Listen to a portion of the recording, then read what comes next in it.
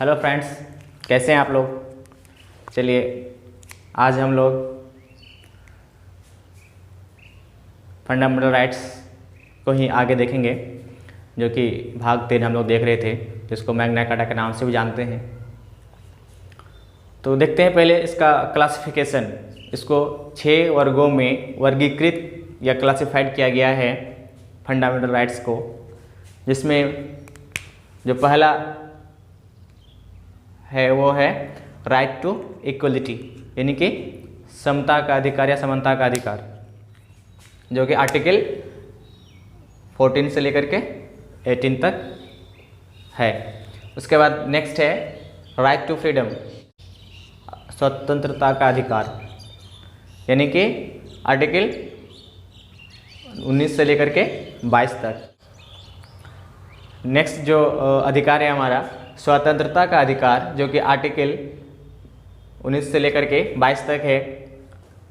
अगला जो अधिकार है राइट अगेंस्ट एक्सप्लॉयटेशन, मतलब शोषण के विरुद्ध अधिकार, आर्टिकल 23-24।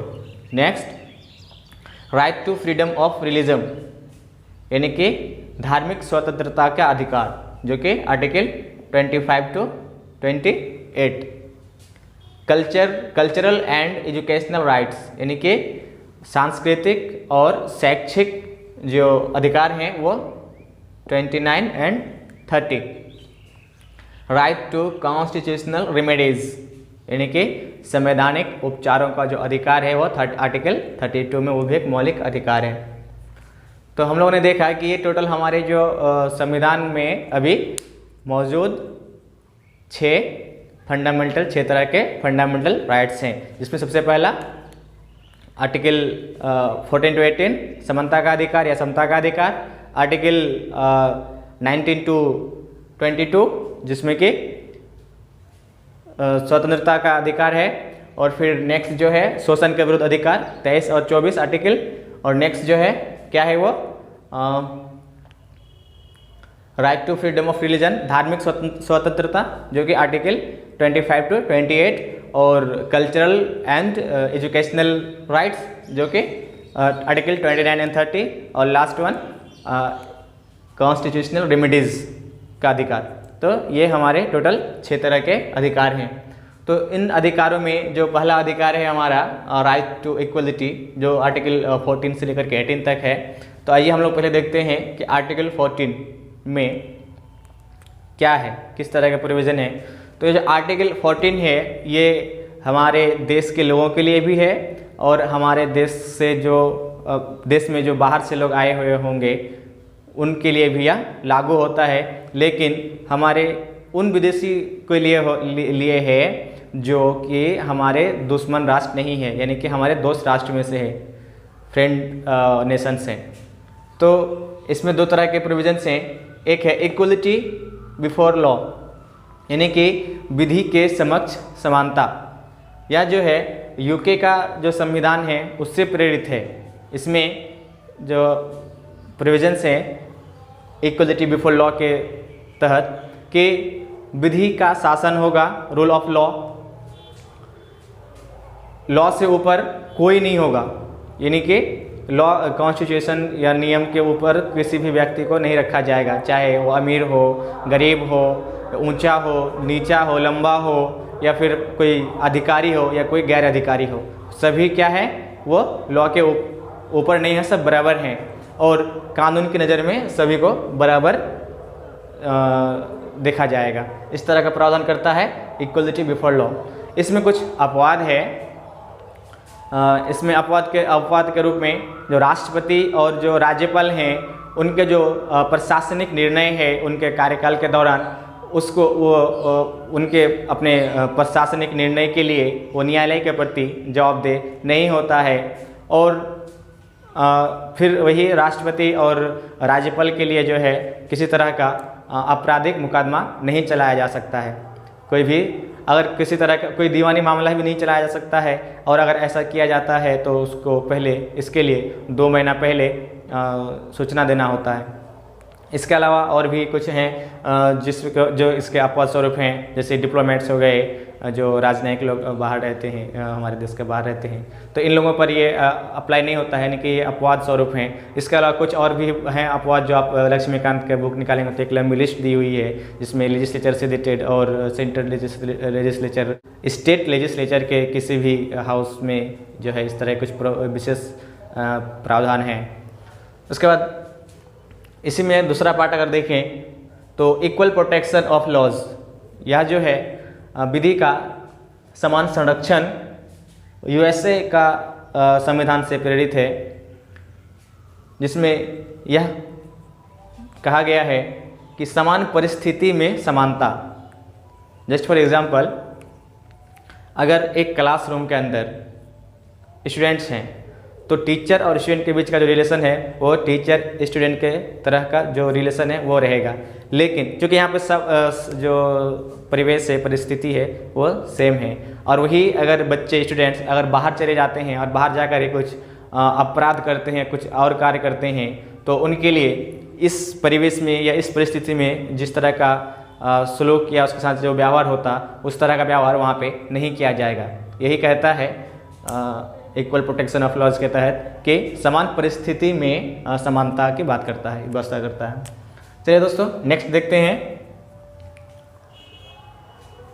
कि आर्टिकल 15 में कहता है धर्म, मूल वंश, जाति, लिंग, जन्म स्थान आदि को आधार बना करके किसी भी नागरिक के साथ भेदभाव नहीं किया जा सकता। इसके कुछ अपवाद भी हैं। अपवाद स्वरूप आर्टिकल 15(3) में महिलाओं तथा बच्चों के लिए विशेष प्रावधान की व्यवस्था करता है। और आर्टिकल 15 का 4 देखें तो इसमें जो अनुसूचित जाति, अनुसूचित जनजाति सहित जो शैक्षिक और सामाजिक रूप से जो कमज़ोर वर्ग है उसके लिए विशेष प्रावधान कर सकता है।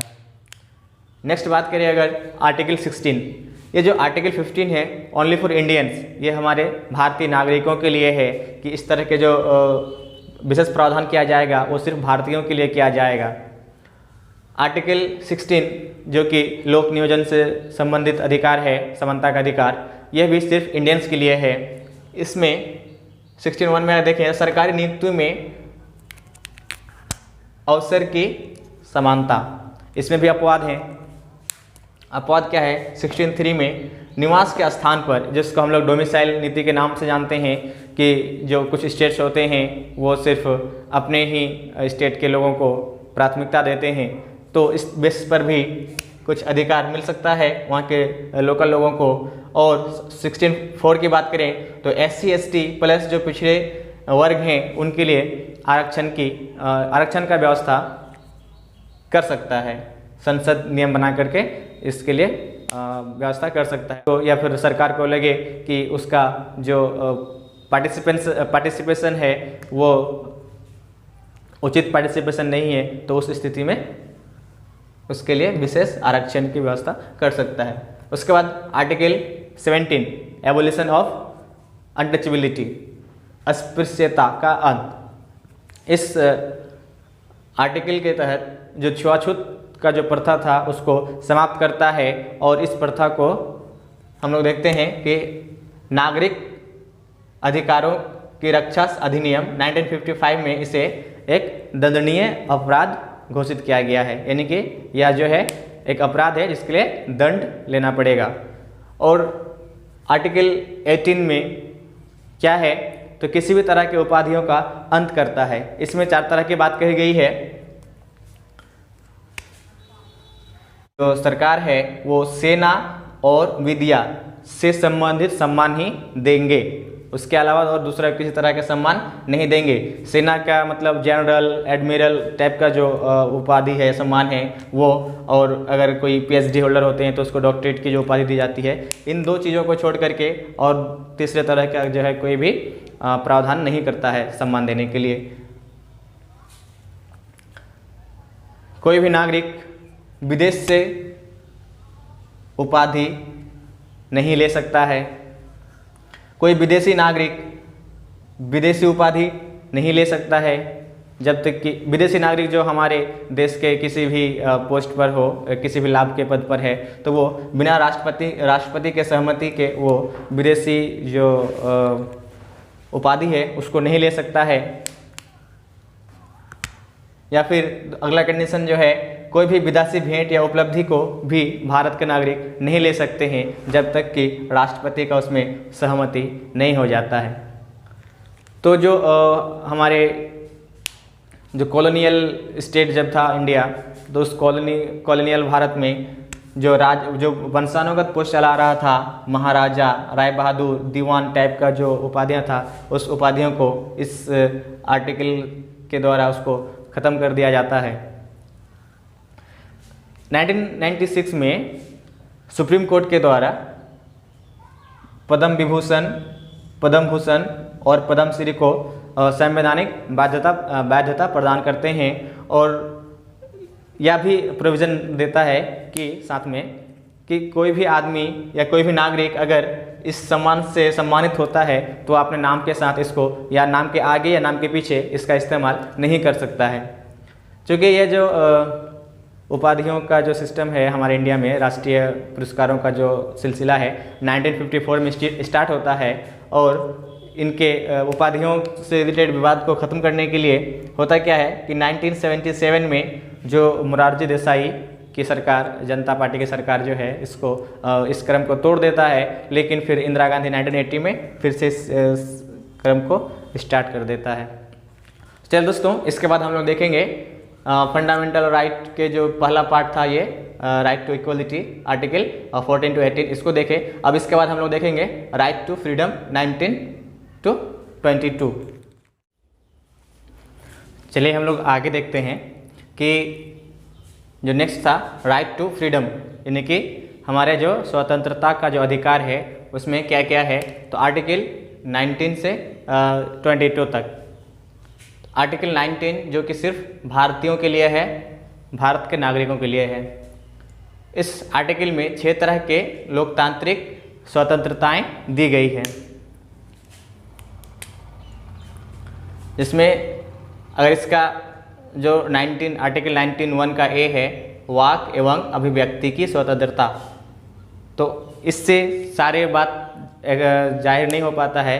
तो जब B.R. अम्बेडकर से पूछा गया इसके बारे में कि प्रेस की स्वतंत्रता किसमें है या और जो अधिकार है उसके बारे में जब पूछा गया, तो उन्होंने इसका जो इंटरप्रिटेशन किया था, जिसकी व्याख्या इस प्रकार की गई थी कि प्रेस की स्वतंत्रता आर्टिकल 19 का क्लोज 1 के सब क्लोज ए में, सूचना का अधिकार जो 2005 से लागू है इसी में आएगा, आलोचना करने का अधिकार किसी का भी, और अपने आलोचना का जवाब देने का अधिकार, हमारे जो भी कैंडिडेट आते हैं इलेक्शन लड़ने के लिए उनके पृष्ठभूमि जानने का अधिकार, निजी संस्थानों में या स्थानों में वर्ष भर राष्ट्रीय ध्वज फहराने का अधिकार, दोषी को अपनी बात कहने का अधिकार, शांत रहने का अधिकार, प्रचार करने का अधिकार, पुस्तक लिखने का अधिकार, ये सारे अधिकार हमारे आर्टिकल 19(1) का ए में निहित है।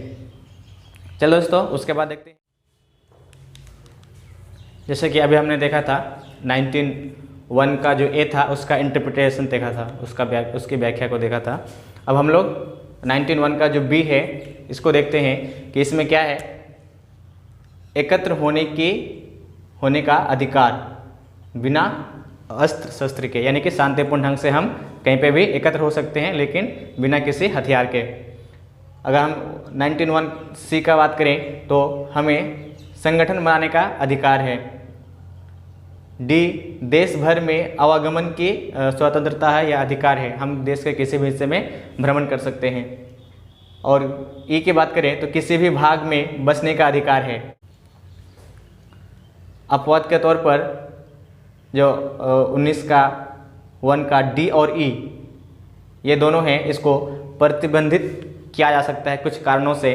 तो क्या क्या कारण हो सकता है? देश की रक्षा के लिए, जो अनुसूचित जनजातियां हैं उनकी संस्कृति के संरक्षण के लिए, या फिर व्यवस्था और नैतिकता बनाए रखने के लिए, जो हमारे आर्टिकल 19(1) का जो सब क्लोज डी और ई है इसको प्रतिबंधित किया जा सकता है।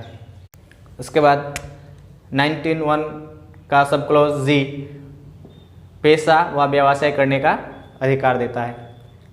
लेकिन इसमें कुछ एक्सेप्शन इस तरह का है कि आप कोई भी पेशा तो कर सकते हैं, लेकिन जैसे लीकर और आपका जो हथियार का जो व्यापार है या ट्रैफिक मानव तस्करी है, इस तरह का पेशा नहीं कर सकते हैं। इस तरह के पेशा को प्रतिबंधित करता है।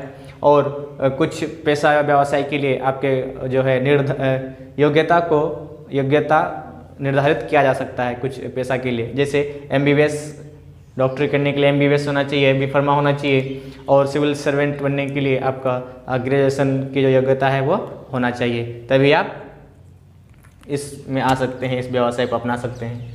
और जो 91 का F में जो एक प्रोविज़न था उसको, जो कि संपत्ति से रिलेटेड था, उसको 44वां संविधान संशोधन 1978 के द्वारा उसको समाप्त कर दिया गया। चलिए दोस्तों, उसके बाद देखते हैं नेक्स्ट जो आर्टिकल है। हम लोग नेक्स्ट जो आर्टिकल है आर्टिकल 20 देखेंगे, जिसमें दोषी करार दिए जाने के संबंध में जो 3 तरह के विशेष अधिकार है उसको देखेंगे कि आपराधिक कानून आगामी तिथि से लागू होगा। यानी कि इसका तात्पर्य यह है कि कोई व्यक्ति जब जुर्म करता है उस वक्त जो कानून होगा उस जुर्म का, उसके तहत उसको दंड दिया जाएगा, ना कि उसके बाद में आने वाले कानून के द्वारा उसको दंडित किया जाएगा। नेक्स्ट जो है, एक गलती के लिए एक सज़ा होगा। यानी कि एक गलती के लिए अगर आपने उसको किसी को अगर चोरी के इल्ज़ाम में अगर उसको 6 महीना का या साल भर का अगर जेल में डाल देते हैं, तो फिर उसको दोबारा आप जो है उसको दोबारा उठा करके जेल में नहीं डाल सकते। कहीं ऐसा ना हो कि किसी ने कुछ चीज़ चोरी किया और क्या कर रहा है, पुलिस उसको बार बार उठा करके जेल में डाल रही है, तो ऐसा नहीं कर सकता। एक बार जो जुर्म होगा उसके लिए एक ही बार उसको सज़ा मिलेगा, बार बार सज़ा नहीं मिल सकता, 2 बार सज़ा नहीं दी जा सकती है। और पुलिस जो है किसी भी व्यक्ति को कस्टडी में लेकर के मार कर या पीट कर उसको अपने ही खिलाफ बयान देने के लिए बाध्य नहीं कर सकता है। तो ये थे हमारे आर्टिकल 20। तो चलिए दोस्तों, हम लोग आज इस सेशन में बस इतना ही। अगर आपको हमारा चैनल अच्छा लगता है तो प्लीज़ सब्सक्राइब करें, लाइक करें एंड शेयर करें, साथ ही कमेंट भी करें और अपने राय ज़रूर दें। Thank you.